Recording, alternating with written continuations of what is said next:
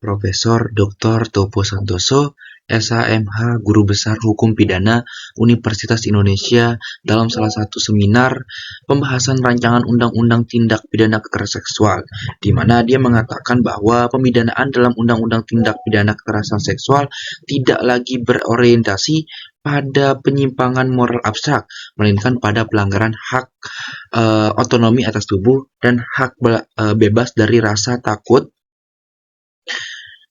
Ini adalah pendekatan korban yang sesungguhnya. Assalamualaikum warahmatullahi wabarakatuh. Shalom, Om Swastiastu, Namo Buddhaya, salam kebajikan dan salam sejahtera bagi kita semua. Teman-teman, perkenalkan, saya Muhammad Zahid dengan NIM D1A023 10499 dari kelas D1 dengan tugas presentasi dengan mata kuliah Hukum Pidana di luar Kitab Undang-Undang Hukum Pidana. Nah, di sini saya mengambil tema terkait dengan kekerasan berbasis elektronik di dalam Undang-Undang Tindak Pidana Kekerasan Seksual, di mana kekerasan berbasis elektronik ini merupakan bentuk baru dari kekerasan seksual, teman-teman, yang muncul seiring perkembangan teknologi, informasi, dan komunikasi. Dalam konteks hukum Indonesia, konsep ini diatur secara tegas dalam Undang-Undang Nomor 12 Tahun 2022 tentang Tindak Pidana Kekerasan Seksual atau Undang-Undang TPKS. Secara konseptual, kekerasan berbasis elektronik adalah setiap perbuatan yang dilakukan dengan menggunakan sarana elektronik atau sistem elektronik yang mengandung unsur kekerasan seksual dilakukan tanpa persetujuan korban dan menimbulkan penderitaan fisik, psikis, seksual, dan atau kerugian sosial ekonomi bagi korban. Teman-teman, di dalam Undang-Undang TPKS mengakui bahwa kekerasan seksual tidak selalu bersifat fisik secara langsung, melainkan juga dapat terjadi di ruang digital yang dampaknya sangat serius. Maka dari itu, dalam Undang-Undang TPKS, kekerasan berbasis elektronik mencerminkan pergeseran paradigma hukum pidana dari pendekatan konvensional menuju perlindungan korban yang komprehensif dengan menempatkan pengalaman dan dampak terhadap korban sebagai pusat pengaturan hukum. Selanjutnya, analisis normatif. Secara normatif, ketentuan mengenai kekerasan berbasis elektronik diatur dalam pasal 14, ya teman-teman, dalam pasal 14 Undang-Undang Tindak Pidana Kekerasan Seksual yang menyatakan bahwa setiap orang dilarang melakukan perbuatan kekerasan seksual berbasis elektronik. Nah, adapun bentuk-bentuk dari kekerasan seksual itu, yang pertama ada perekaman atau pengambilan konten bermuatan seksual tanpa persetujuan orang yang menjadi objek. Yang kedua, pengadaan, pendistribusian, transmisi, dan atau membuat dapat diaksesnya konten bermuatan seksual tanpa persetujuan korban. Yang ketiga, pengancaman untuk menyebarluaskan konten bermuatan seksual dengan maksud pemaksaan, pemerasan, atau pengendalian terhadap korban. Dan yang keempat, ada manipulasi dan atau rekayasa konten elektronik bermuatan seksual termasuk defek yang merugikan korban. Norma tersebut menunjukkan bahwa Undang-Undang Tindak Pidana tidak hanya mengkriminalisasi perbuatan utama, actus reus dalam bahasa hukumnya, tetapi juga memperhatikan niat jahat atau mens rea, serta dampak psikologis dan sosial yang ditimbulkan. Selain sanksi pidana, Undang-Undang TPKS juga menegaskan hak korban atas pemulihan, restitusi, dan perlindungan yang membedakannya dari regulasi lain seperti Undang-Undang ITE, teman-teman, yang lebih menitik beratkan pada ketertiban informasi. Dengan demikian, secara normatif, Undang-Undang Tindak Pidana Kekerasan memperluas cakupan hukum pidana dengan memasukkan ruang digital sebagai locus delictis kekerasan seksual.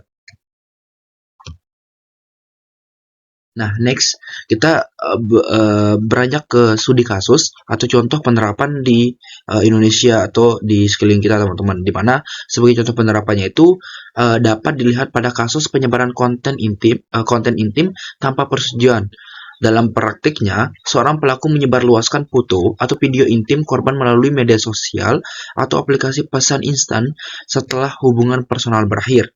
Sebelum berlakunya Undang-Undang TPKS, kasus semacam ini seringkali ditangani menggunakan Undang-Undang ITE yang kerap justru menempatkan korban dalam posisi rentan untuk didiskriminasi.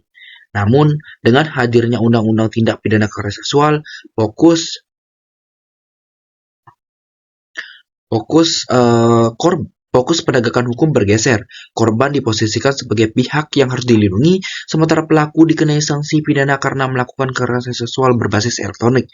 Contoh lain adalah penggunaan teknologi deepfake untuk merekayasa wajah korban ke dalam konten pornografi. Dan ini sering kali teman-teman kita lihat dalam video-video yang berbasis seksual, ya meski tidak terjadi kontak fisik, dampak yang ditimbulkan sangat serius, mulai dari trauma psikologis, stigma sosial, hingga kerugian ekonomi yang merugikan korban itu sendiri, teman-teman.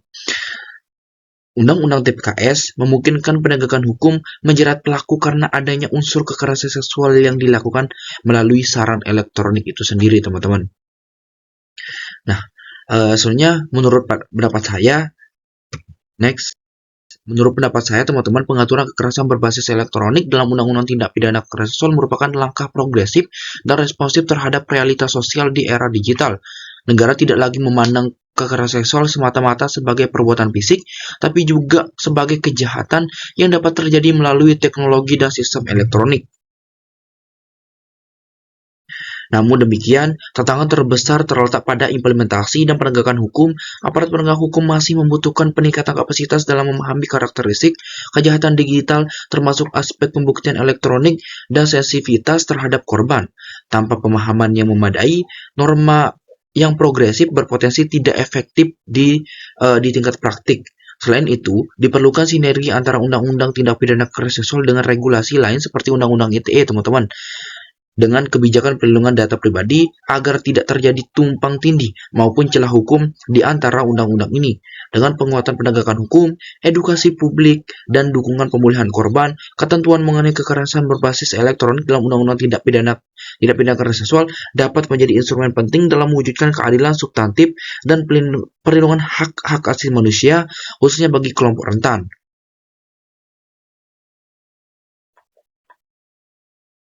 Selanjutnya, adapun kesimpulan, di mana kesimpulan ini dapat disimpulkan bahwa Undang-Undang Tindak Pidana Kekerasan Seksual merupakan sebuah kemajuan hukum yang signifikan karena secara tegas mengakui dan mengatur kekerasan berbasis elektronik sebagai suatu bentuk kekerasan seksual yang berdampak serius. Undang-undang ini mempresentasikan pergeseran paradigma dan penegakan hukum konvensional menuju perlindungan korban yang lebih holistik dengan cakupan normatif yang komprehensif dalam pasal 14-nya.